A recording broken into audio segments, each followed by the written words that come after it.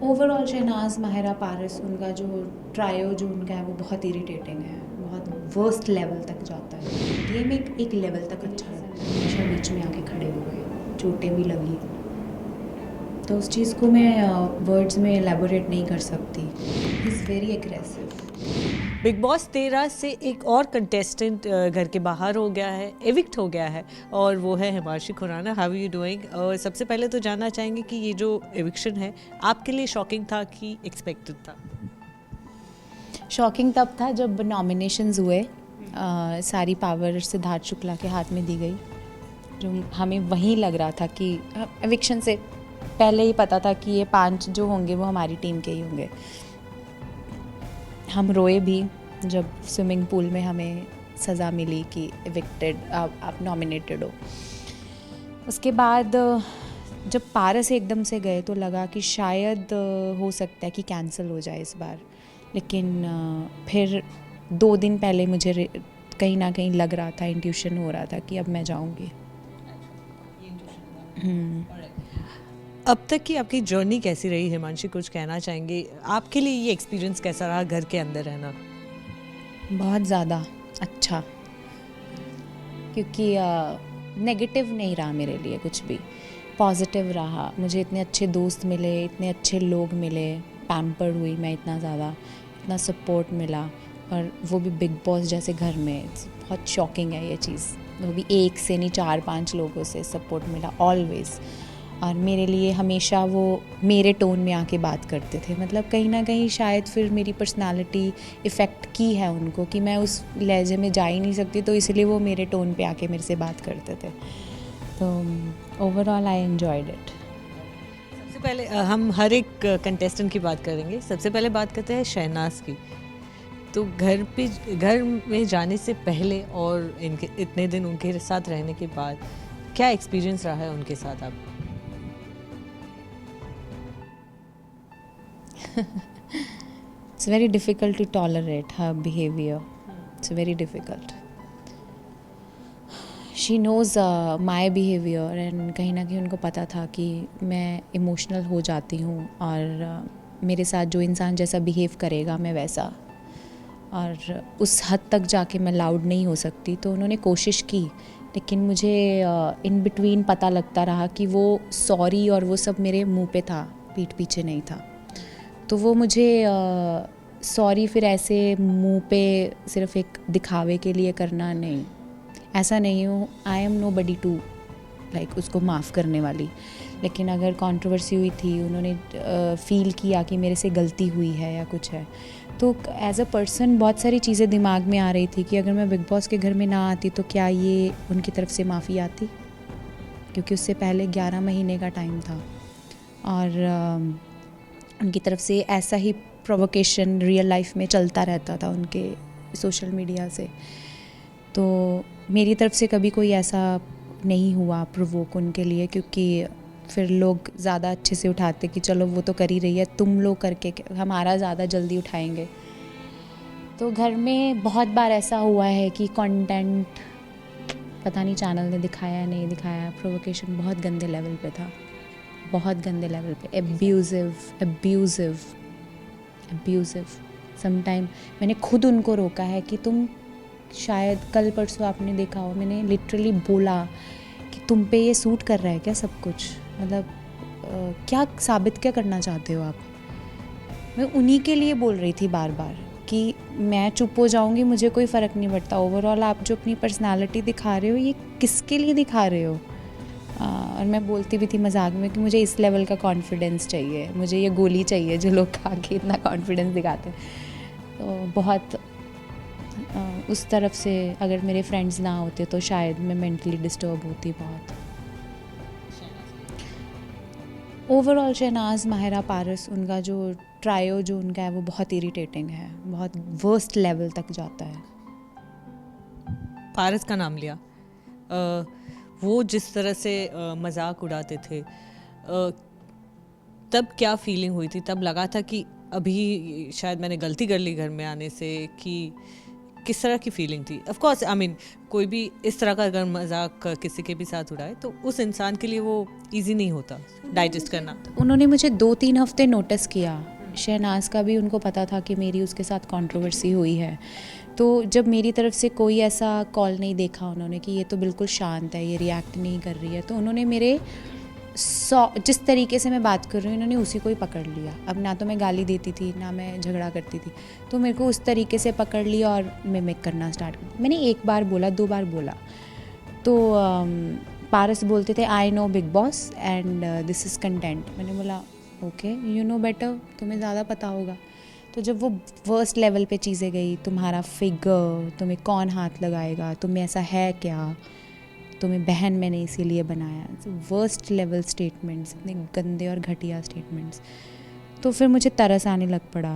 लोगों को लग रहा होगा कि मैं कैसे टॉलरेट कर रही हूँ, लेकिन एक पॉइंट के बाद वो इंसान उसको और उस चीज़ में क्या बोलते हैं, और उसको हल्लाशेरी दी जा रही है और उसको बढ़ाया जा रहा है।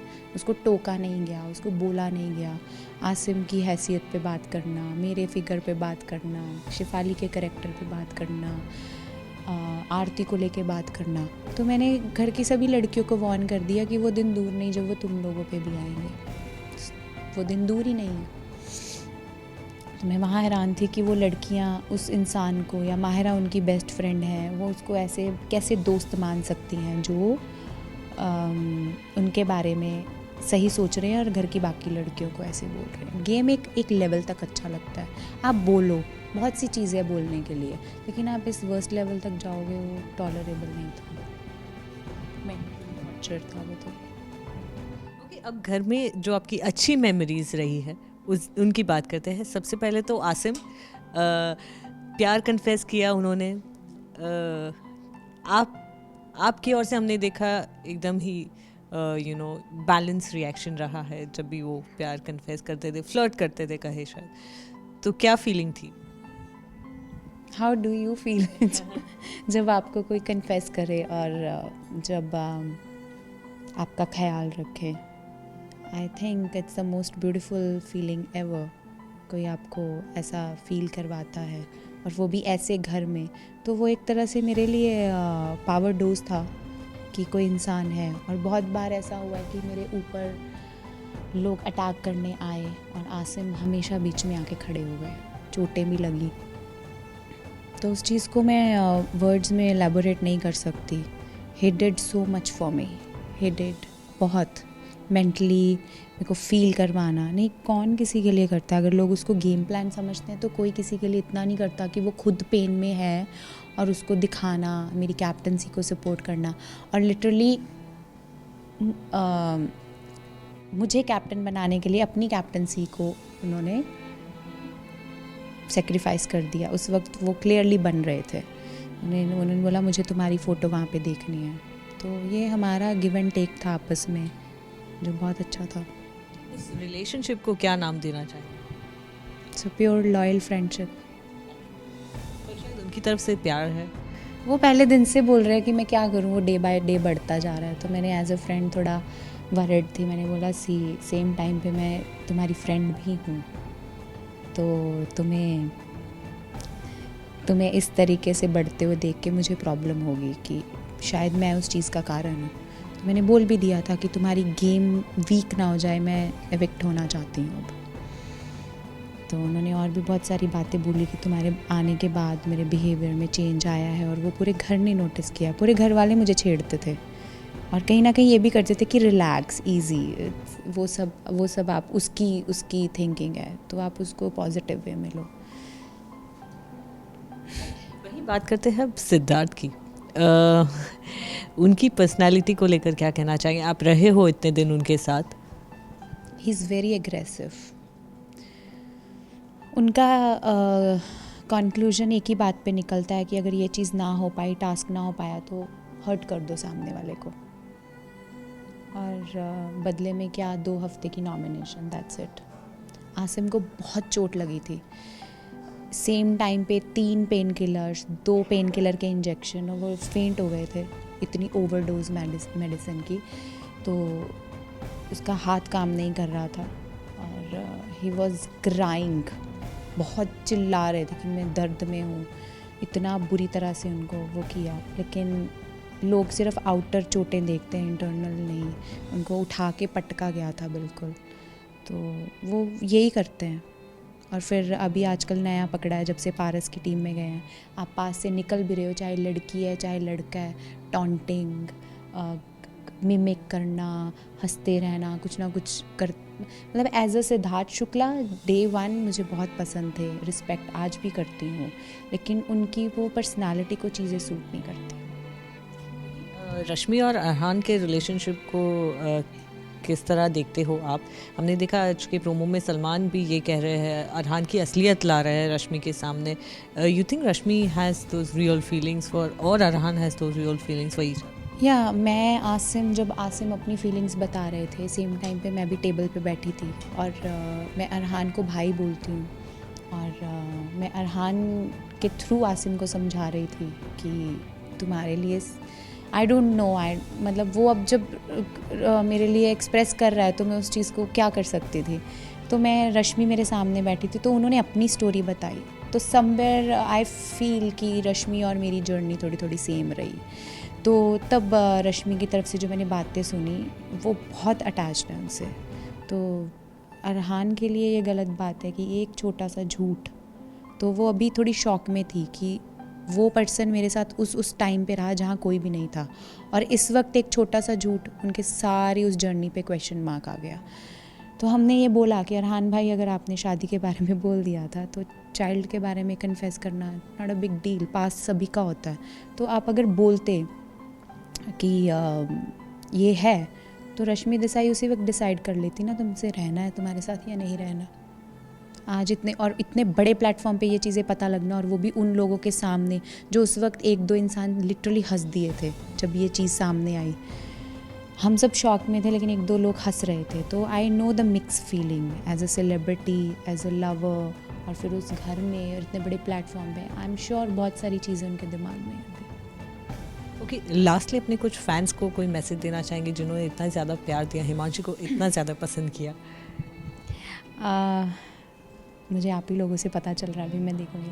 Thank you so much. Fans ने ऑलवेज सपोर्ट किया है, एंड आई एम श्योर आगे भी करते रहेंगे। And thank you for being there, and thank you for your support. And जैसे मुझे हमेशा एक्सेप्ट किया है, and thank you for being every time a pure fans. Thank you so much and good luck to you, Himanshi. Thank you. With camera person Deepak, this is Neha Antani for Telemasala.